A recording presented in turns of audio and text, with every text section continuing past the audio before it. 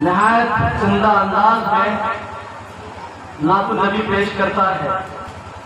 जरूरत इस बात की है कि हम और आप उस बच्चे की हौसला अफजाई फरमाएं और साथ उस बच्चे के लिए दुआ करें कि अल्लाह तबारक व तआला उस बच्चे को मुस्तकबिल का महताब आताब बनाए, दरशिंदा सितारा बनाए, पूरी उम्मत का दाई बनाए उस बच्चे को।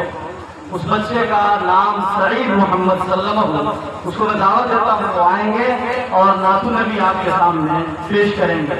अजीज सईद मोहम्मद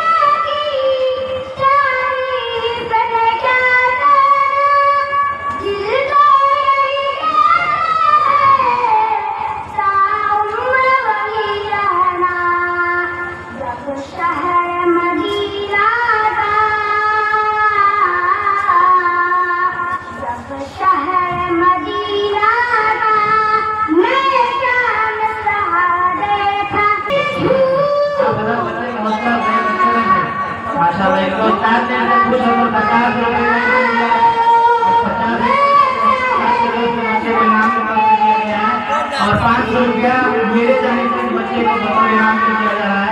आप बच्चे को हौसला अफजाई कर सकते हैं। अस्सलामु अलैकुम।